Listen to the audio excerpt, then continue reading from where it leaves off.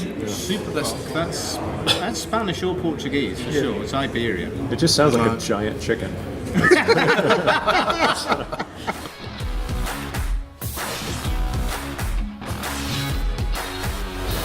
Hello and welcome to another Telecoms.com podcast. This is a special on-location, live, oh my god, we're on site podcast from the Hotel Intercontinental Lisbon, as you can see from all the shininess in the background. And we're here because it is the light reading, which is why I'm heavily outnumbered by light reading here, the Light Reading 2020 Vision Summit. Is that right? Indeed. And so we've got any regular watchers or listeners of the pod will recognise Iain and Ray from Light Reading, but you probably haven't met Phil before. Phil is the US news editor, right, Phil? Yes. And you've been up there on stage. You two have been doing a sort of double act, Lauren Hardy sort of routine, up on stage, seeing us through the day. Now, I think that makes me hardy. I wasn't going there. I was just going to let He was about to go like that, just to stress the point. It's just like, can we carry a ladder? You've got some Hardy action going on. Can we carry a ladder up the stairs for you by any chance? Or? There's a piano down there. Yeah, right. Be careful. So I meant that obviously in an entirely complimentary way. And He was saying we're funny. So, okay, sure. But there's just, before I sort of hand it over to you guys to tell us how the day's gone, there's one sort of slight problem, which is the whole day is done on what we call Chatham House rules, which is we're not allowed to repeat anything that's said in the room. That's correct. So with that in mind, I think we'll just call it a day there. Thanks a lot, John. See you later. We're done. No, only joking. I'm sure you can skillfully sort of tiptoe among the sort of sensitive stuff. So I'll hand it over to you, Phil. How's the day gone? What's been chatted about? Well, the big themes are the same. In the session, we go into a bit more detail. People get into their specific gripes about specific things that vendors are doing or telcos are doing or tendencies they have in working together. But the big picture is still the same.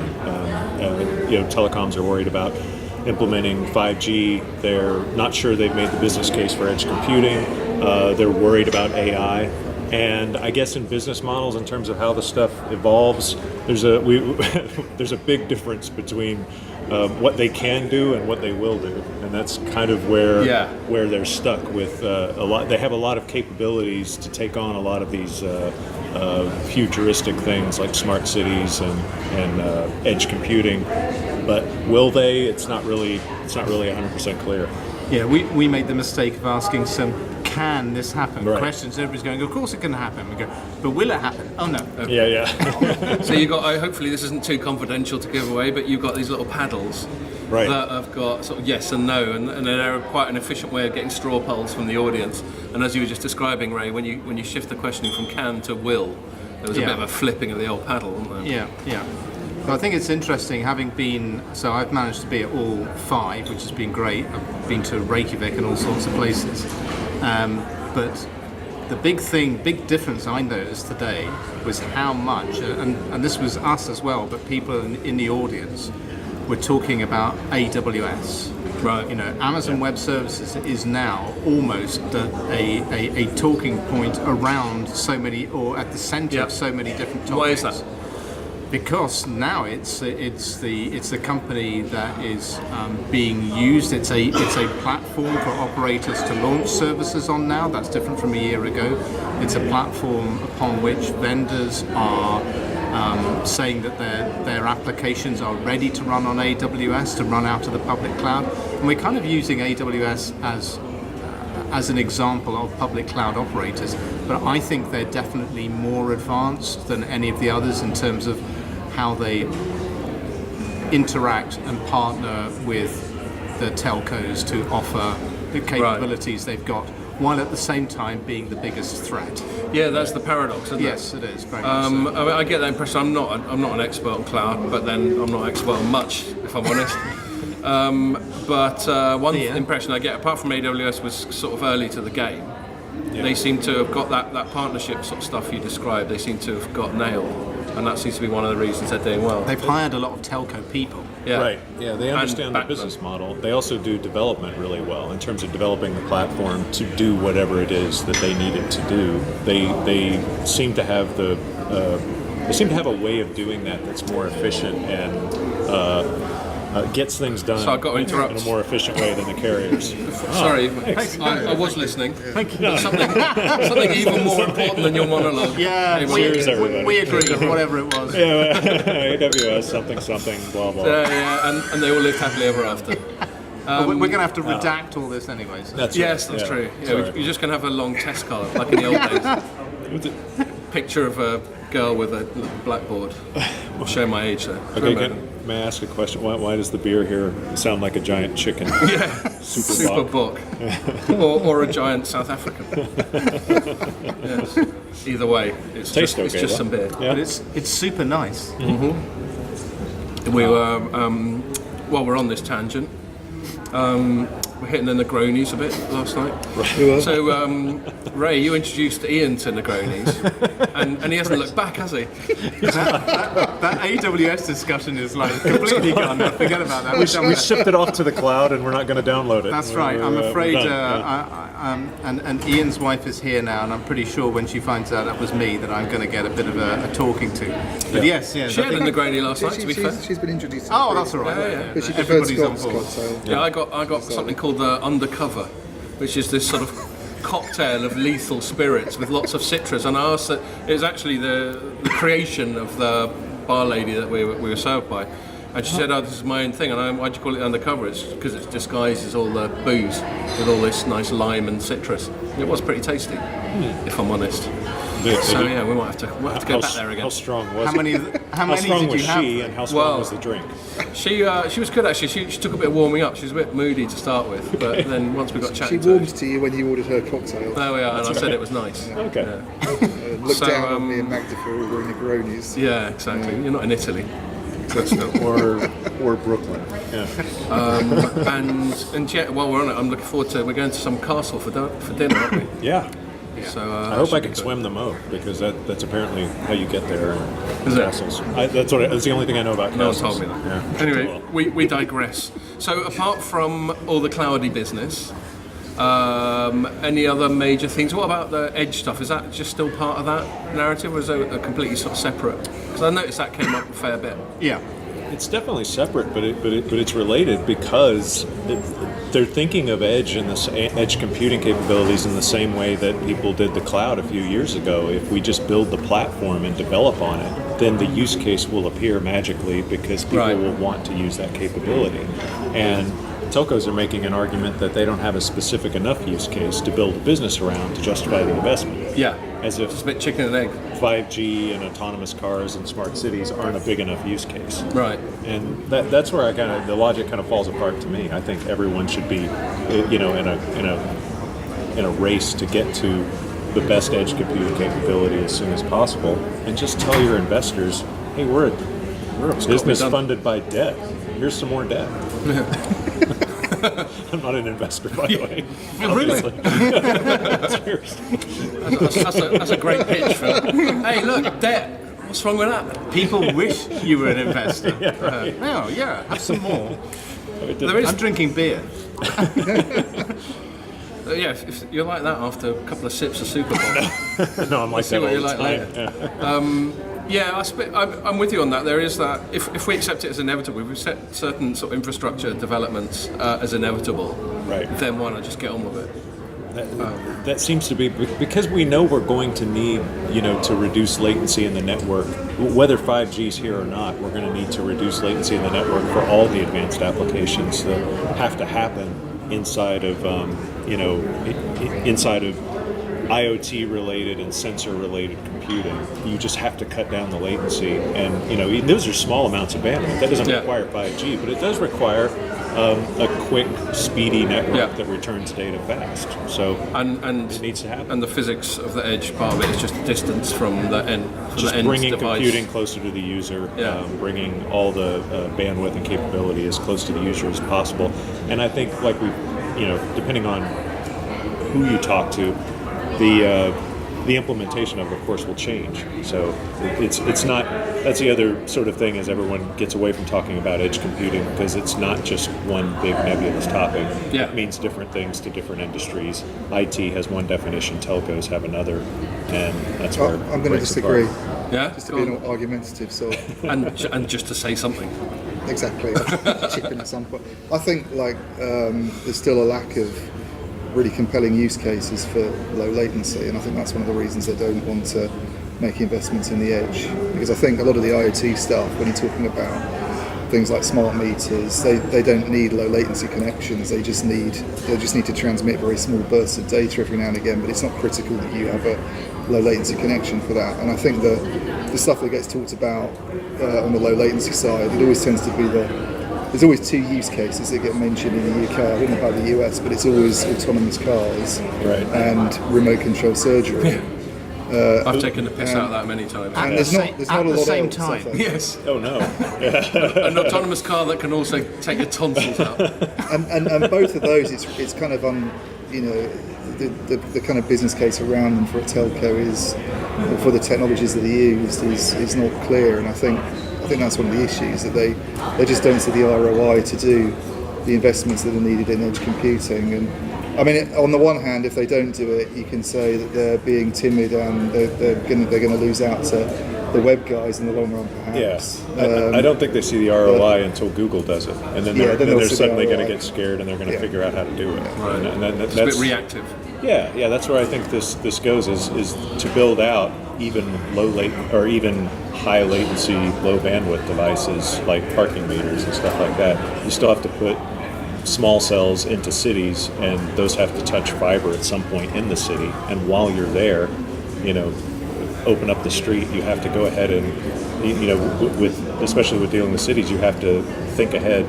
What are we going to put in here next? And I think that's where some of this stuff comes, is they're thinking ahead to, well, if we're going to do this much in terms of just getting parking meters, shouldn't we be, advancing the infrastructure all the way? But also, if you build out that compute and storage, like somewhere at the edge of, say, your mobile network, and it's at the edge of your network, and you're going to use 40% of it some of the time, but not the other 60%, then you just open that up like IT real estate and say who wants it, and you can have it for a day or an hour. So that's what Amazon or a minute, but I don't think the telcos have that. No. This is the platform. Isn't it as a happening service. a bit with the telcos? Like, I don't know for certain, but I heard that Telefonica is doing something with Amazon Greengrass in that kind of area. So it is in some central offices in Madrid, but the thing is, after a year, they'd got a little bit further along. Right. So the pace of change is much slower. But I think we're actually going to hear tomorrow from an operator that made an acquisition, which is providing distributed cloud or edge computing services already to enterprises. But they had to buy a specialist company that had figured it out. They didn't figure it out themselves, but they see the business opportunity. So there's just lots of different ways to approach this, and lots of different ways in which you might be able to make a business case for it. But I think it's fair to say that at the moment, nobody's actually gone, hey, this is definitely going to work, and we know we're going to get our money back. Yeah. I think I was talking to Orange. And unfortunately, Phil is not the investor for any of these companies. So. No. But I remember Orange saying a few months ago that they were trying to move along the kind of exciting side of 5G, where you're using it to support things like edge computing and find new use cases I think they've set up some kind of facility in Paris with Nokia where they're kind of inviting enterprises to come and sort of pitch ideas, but it's things like that are probably needed before this is going to go any further. Yeah.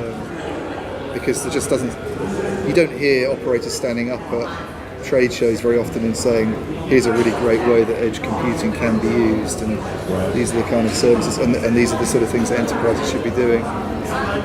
You're not going to. Whereas if it was me, I'd come up with loads of ideas. You'd be all over it. Yeah. You haven't been in the room that much because you've been shooting videos most of the day. Yeah, I don't know what's There's been another going one on for here, you. really. You've basically been sat there the whole day, haven't you? Just disagreeing with everybody. I don't think so. No. Iain, this is commercial partner, can you be a little bit more agreeable, please? One of the things I take away from it, again, from a slightly ignorant point of view, is just it's so huge, the scope and the scale and the many moving parts and stakeholders and competing interests are so mesmerisingly big that I just sometimes come away with it thinking, how can you ever resolve this stuff? But then obviously we always do eventually. And when you look back, Somebody does. Yeah, somebody does. But when you're right in the middle of it, it's sometimes hard to see the wood for the trees and all that sort of thing. So but I'll say one thing about these, and I'm not just saying it because you guys are here and you beat me up if I'm horrible. But I think events like this are really cool. Good. The food's good. Cocktails are good. And who doesn't like a custard tart at the end of the day? No, sincerely. Is that a euphemism? You didn't. Nobody said not me. So. No, events like this where people are actually having proper chats, and because we have this Chatham House rules, not knowing that we're going to go off and deceptively talk about it on video after. I think are really useful, and I'm chatting to other people when we're having coffees and they find these things useful. They also talk about how they find whatever we're going to do after when they end up in some bar sort of drunkenly putting the world to rights. Yeah. That's a useful thing. But basically getting a bunch of people with a lot of professional overlap in one place at one time is obviously a really useful thing. So fair play to you guys. I think this sort of event's a good idea. So yeah. Nothing to do with me, but Yeah, well done, Iain. Yeah, nice job. Well, even by virtue of being a light reading employee, you've still done more than I have. just turn up. I'm just here because we happen to be owned by the same great big conglomerate. No, you're a massive attraction. Is it? Yeah. People go to Scott with me there. Yes. Yeah. We almost put it on the invitation. Yeah, exactly. Featuring Scott. They were talking about Scott McNeely, but we didn't say anything. Featuring Scott off Telecoms.com. So yeah, given that that's the sort of vague all we can talk about without betraying the trust of these people, let's talk about other stuff that's been going on. So while you in between doing all these videos today, Iain, you wrote a couple of stories. So this comes up nearly every podcast, doesn't it? This whole issue of Chinese vendors getting a hard time off Western... One of the big themes of the year. Yeah, off Western countries. And I wrote quite a short speculative piece, partly collating stuff that's been in the press, including something you wrote at the start of the week about how the UK needs to sort of make a call on specifically Huawei. Because obviously Huawei has a hard time in the US, it's now getting a hard time in Australia. Recently there's news about it getting a hard time in New Zealand. And there's apparently this intelligence alliance called Five Eyes, which is sort of Anglophone, which in basically US, Australia, New Zealand, us and Canada. And there's a lot of rumours that the US, the Trump administration, is putting pressure on such allies to get into line. Yeah. And of course the broader geopolitical thing is all this sort of sabre rattling he's been doing about China to do with trade and all that sort of thing for quite a while. And then so the most interesting development after my sort of verbose preamble, I'll hand it over to you, was a major sort of UK operator's finally sort of come out and said something quite strident about Huawei, so why don't you take it from there? Yeah, it was. The Financial Times sort of broke the story this morning. Actually, to give credit to them. Credit where it's due. Revealed that BT is removing Huawei from its mobile core networks. Right. And as a provider of any kit. As a provider of any kit, so BT has always kept Huawei out of the core, actually. But why is that? Is it all for the same security sort of stuff? Yeah, it goes back to some principles that I think were sort of drawn up in 2006. I mean, Ray know the background more than I do. Yeah, when they came up with their 21CN Next Generation Network Strategy, right? They said we're absolutely fine to have anybody providing the passive infrastructure, so optical networking, access networks, but when it comes to the intelligent applications at the core of the network, so IN, voice management, subscriber data management, etc., we're going to stick with the people we know, which at the time was Marconi, which had just been bought by Ericsson. So Ericsson got that gig. Marconi, there's a name from the past. Indeed. And so I can remember reporting that, but I can't remember what I wrote last week. Right. That's the weird thing. But happens to the best of us, Ray. Yeah. Have another beer. But of course, this what BT is now. Yeah. So they bought EE in 2016, and EE had Huawei in the core basically. He was a bit more mellow about Huawei. EE had, I think it had Huawei kit in the 3G and the 4G core, and so.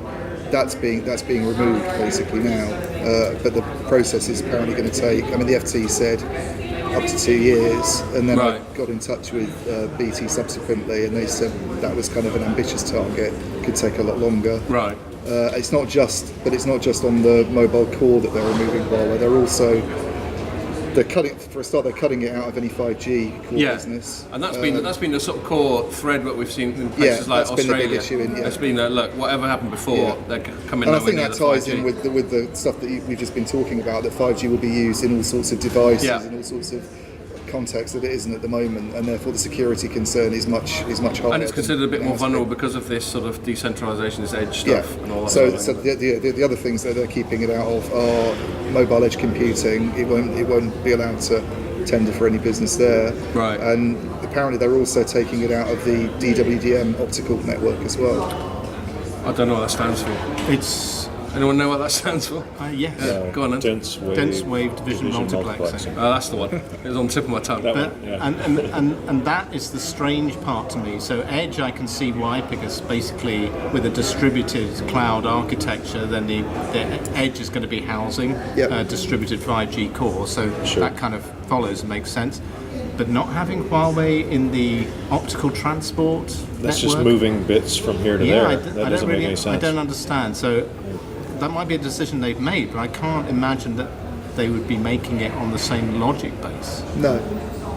Which makes you think that more and more of these decisions are being politically rather than technologically influenced. But it is quite a big decision as well, isn't it? I think Yeah. Sterling Perrin, our analyst, already pointed out in a comment that that's quite a big chunk of work, and It is, Huawei's been absolutely. involved in that for a long time. So Yeah, since 2006, and I think it was Huawei and Sienna, if I remember correctly, were in the core, so, in the optical core. yeah.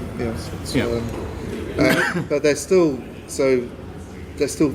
will feature in the RAN. That's the important thing.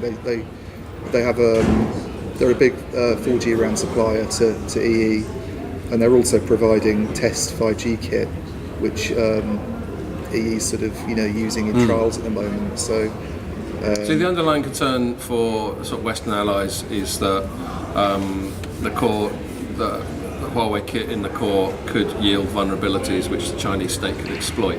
But they're not worried about Huawei kit in the RAN yielding similar vulnerabilities. well, it's because it's where the intelligence, I suppose, exactly. is in the network, and Or phones, or whatever else they make. details Yeah. of IT linked to IT. But that might change. That's what concerns me for them. We're obviously neutral on this. We just commentate. But there's sort of momentum, and you get the impression increasingly that there's banning going on just in case. Yeah. It'd be like if someone just, I don't know, just assume there's something wrong with the individual, and suddenly you've got this exclusion turn around them, and no one's proven anything. No one really knows what's wrong with them, but they're like, That's a bit right. dodgy. We've not seen any empirical analysis or truth to say that anything that Huawei or ZTE has developed has snooping capabilities and could be exploited in the future. No evidence whatsoever. Which is what makes it feel more I think political to me. even when MI6's head, Alex Younger, I think, turned up at a UK event this week, which he doesn't often do, and was probably asked about this, but even he didn't have any specifics. He just sort of went, "Oh well, this is something we need to look be at worried about and very at carefully." closely. Yeah, And the timing to me is very suspicious. quite. Yeah, when we don't believe in coincidences, us paranoid journalists, do we? Yeah. I believe in coincidences. No, I reserve the right to unilaterally speak on behalf of what was I going to say? Yeah, I mean, That's a coincidence. it just feels like part of the geopolitical thing for me, where there's obviously, the broader narrative, won't get into it too much, it was obviously a big Trump, it was part of his election thing, that the Chinese, in his view, don't play fair in terms of international trade. Yeah. And there are various little subsets of that. Part of it might be something like currency manipulation or general mercantilism and ensuring that the balance of trade is heavily in their favour, or it could be intellectual property, and obviously we've been talking about sometimes intellectual property goes for a bit of a wonder in China, and that sort of thing. And this just feels like another string to that bow to me. It does, but to be fair, the Chinese government does not help Huawei's case, and very often Huawei does not help its own case. I mean, over the years, this is a company that there's been caught bang to rights doing things that are just completely unacceptable, including industrial espionage. Right. So they haven't got a clean record, Yeah. and therefore that's always going to count against them. And the lack of transparency, the sort of opacity of it all. You know, if you don't, again, I'll speak on behalf of journalists. I'm warming to this theme.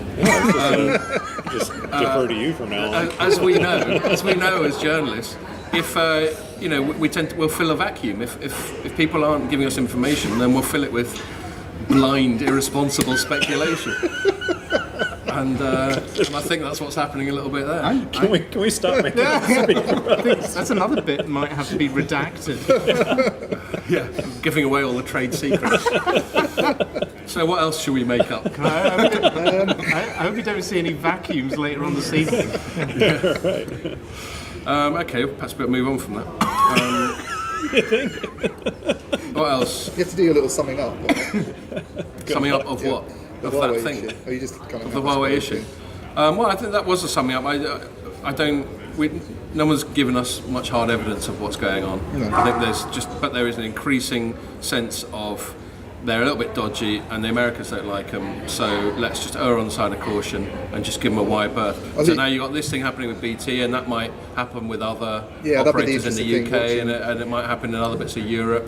I don't know if it was in your piece or the FT piece or whatever they're going. So what's Deutsche Telekom got to say about it now? Jamie at Telecoms.com put some good context around it actually, Right. when he said that the other UK operators don't have Huawei in the core. Okay. I think if you look at all the other mobile operators, so 3 for example, Yeah. has a radio access network deal with Huawei, but they use Nokia in the core. Right. They're all in that sort of situation, Okay. I think. But it'd be interesting looking at other operators that do have, Yes. the other European operators that do have Huawei. DT was one, I think DT in Germany is one that is using, and there's obviously concerns in Germany. That's been reported on in the last few weeks that the German government might be thinking of going down this route that the Australians and the New Zealanders have taken. And then it just snowballs, and then you can see basically all like Western Europe, North America, Australasia. That's some serious stuff for Huawei. So But the rulings in Australia and New Zealand are a lot more stringent, aren't they? I mean, that's especially sort Australia of blanket 5G, as far as I understand it, exclusion. So that means you wouldn't even be able to have Huawei base stations and. anything well, the with US access is even network. more so, isn't it? They were they're not even keen on phones. There.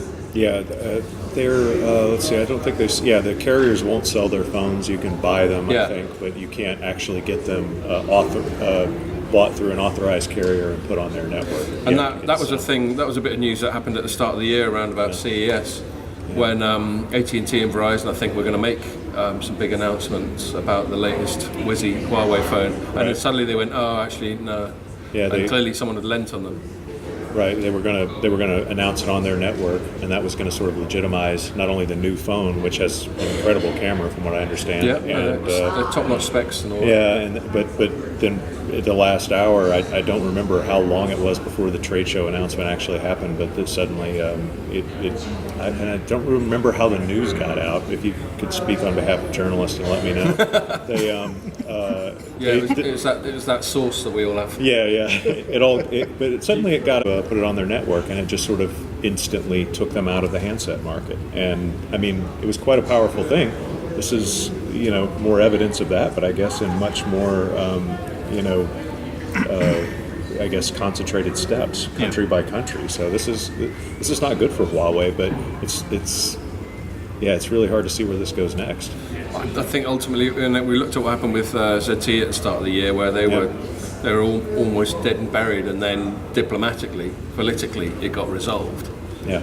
It feels like Huawei is just another sort of bargaining chip in this great big game. Just like we wrote a piece on Telecoms.com earlier on this week, I think, about how the Qualcomm NXP thing might be back on the table. Right. I mean, that can only have happened because the Chinese and the Americans have had a chat, and it's back on as a negotiating chip. Yeah. So it just feels like everyone's a bit of a pawn in this great big geopolitical game. It's all good fun. It's just something to bang on about, isn't it? Yeah, exactly. So talking about new phones, something to bang on about. That's what we do. That's what all journalists do, isn't it, Phil? Sure. I'm on this side now.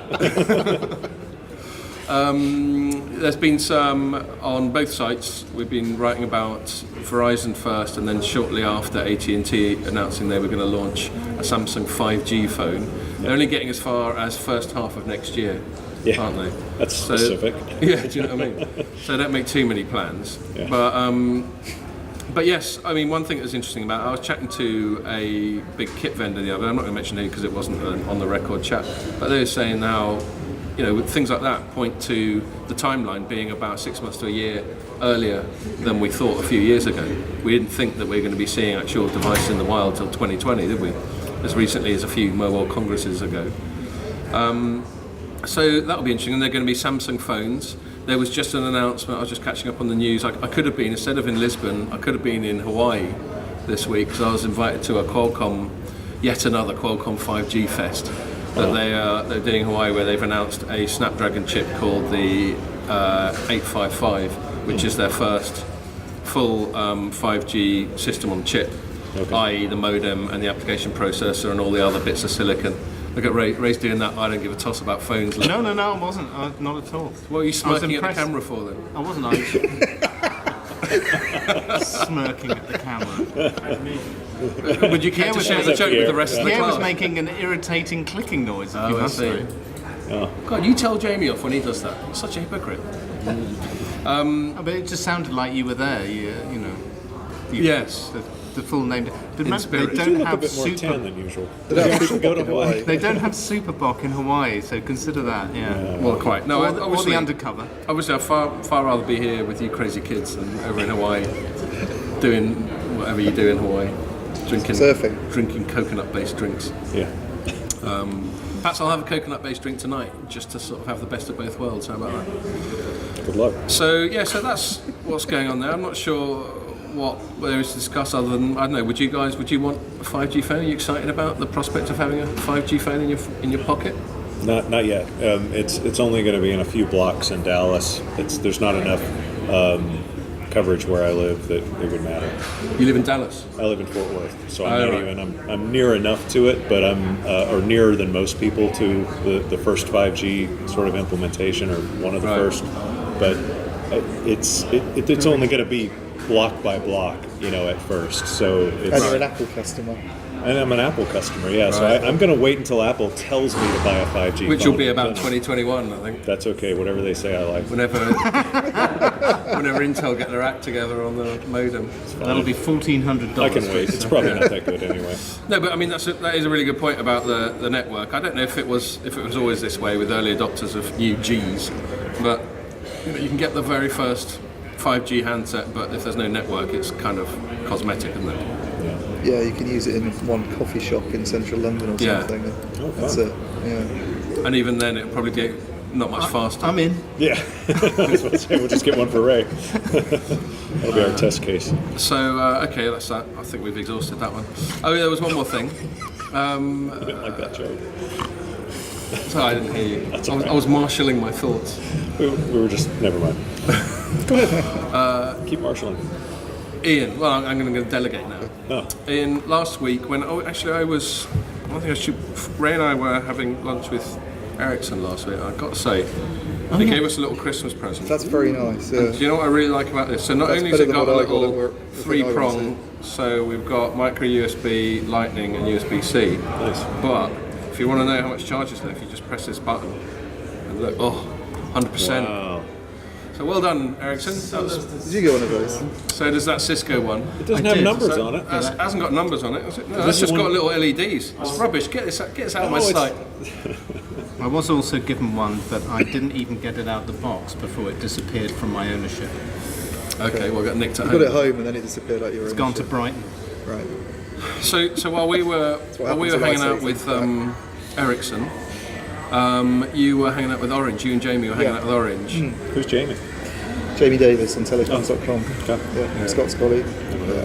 Regular podcast. Okay, go ahead. Sorry. Jamie, and he's going to make you pay for that. He's going to make you drink your own body weight in tequila. Oh, he's already done that. I went to an Orange event. Yeah, and what were they banging on about? They were they were on about their banking plans. Okay. They like a which good I think bank. was a topic here today, yeah. But I don't know what you guys talked about because I wasn't in it. But they're really aggressive on the move into banking. Yeah, Orange. Like and they're one of the few operators that's really gone all Yeah, in so on that. they bought a bank in 2016, I think, called Groupama. They bought a majority stake in that as a sort of launch into banking, and they've subsequently launched a banking service in France. And they've now announced they're going to be taking it into Spain and Romania next year, and then another few countries in Europe by 2023. And they expect to actually make a profit. at Yeah, some it's stage. pretty costly. So because of all the investments, so in systems and customer acquisition, basically in the early years, Yeah. they're not expecting to break even from it Which is until fair enough. 2023. So, but it's obviously a long Just that kind of long-termism that we often lament. Doesn't happen enough. And why would I bank with Orange? What's in it for me? So they're not trying to introduce new services, the kinds of things that you it's the same services you would get with a traditional bank. They're just trying to improve on the offer. So they think that they're basically seeing an opportunity to massively improve customer service. And if you're an Orange mobile customer, you get a better interest rate. Yeah. Okay, so there's a bit of synergy there. The synergy, there's an opportunity for them to, pitch themselves as a kind of, provider of more household services, I guess, which is a convenience thing. There's various things they're doing on the app side that they claim are a lot better than you would get from traditional banks. So little things like details of transactions showing up very quickly, or if you lose a credit card, it's very easy to lock it down, whereas it isn't with other French banks. They have this AI system they developed with IBM that is now dealing with about 50% of customer queries. Okay. My concern with it would be whether the sort of move into the digital world is a bit too much for some customers, and when they start to go towards services like mortgages, whether that will.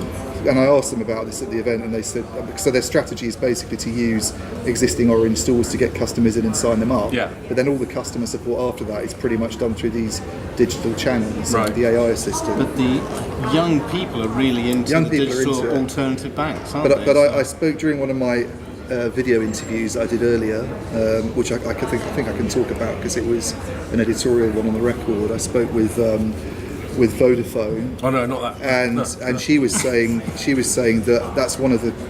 So she's a lady involved on the AI side, and she was saying that's one of the issues with AI is that taking it into some services is maybe a step too far for a lot of customers. So banking, older people, would not want to necessarily And there's use a an trust AI thing, system. it's and actually your people cash. want to be able to go into a bank and speak to somebody and deal with certain things in the bank branch. And I don't know. That's kind of dying anyway, isn't it? It's not. well, from my own perspective, I bank with a bank that has hardly any branches, and I that's was just going to say he does that.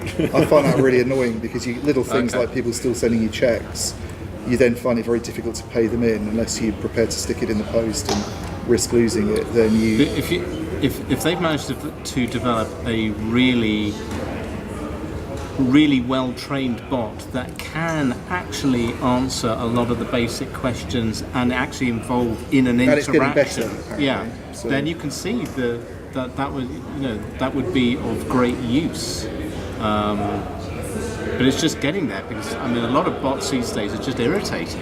Yeah. It's like you go to a website, you're just thinking, and what was that I came to this website for? And it's like, can I help you? It's like, no, bugger off. Get out of my the, face. Yeah. the other doubt, I guess, is how quickly the competition responds, because I think there's another French bank called Credit Mutuel that's already working with IBM on an AI assistant as well. I'm sure they all are. And as soon as Orange has gone in and shaken things up a bit, they don't have a monopoly on AI and they don't have a monopoly on building Right. mobile apps. So Yeah. and it's fiercely competitive. It's like certain telecom markets, our margins are pretty tight, and it's difficult to sort of succeed. So we got two things. We got the technology play, and then we got the brand sort of transferability or whatever. But can you imagine, like a couple of years down the line, that Orange says to people, if you have a loan or savings of more than €1,000 with us, you'll get an extra gig of data a week. Yeah. Yeah, I think that's the exciting side of it. I guess is that That is an service interest. innovation and tying different services together and doing something interesting around them. Yeah. Oh, and we've got to prove, because we're always criticising operators for not being innovative enough and all that. So. Yeah, I mean, everybody's always on about where are the new revenue streams. You know, this is... That's probably the standout example, I Yeah, think, at the moment in Europe definitely. of an operator doing something really radically different. Yeah. And they do tell a nice story. They're pretty good at putting senior executives What was in the front of lunch you and explaining it to you. The lunch was really good, actually. Yeah, it was They like normally a give good buffet. lunch. Yeah, they do. Orange, yeah. And Excellent one was bad, wasn't it? Decent bit of cod. Very much so. Nice bit of was a sunset. It was a fancy damn place, though. It was. I got In the look Mayfair. up and down when I got to the door. You got what? I got looked up and down. Right. Bet you did. Did you have a t-shirt on at the time? No, I was wearing a shirt and a jacket, and they still looked at me as if I think you need the tradesman's entrance if you're doing something. I was wearing a t-shirt. They didn't look me up and down. Fancy. They just wrote me off. Cool. Well, Pierre's done a runner, but we're sort of coming close to wrapping up.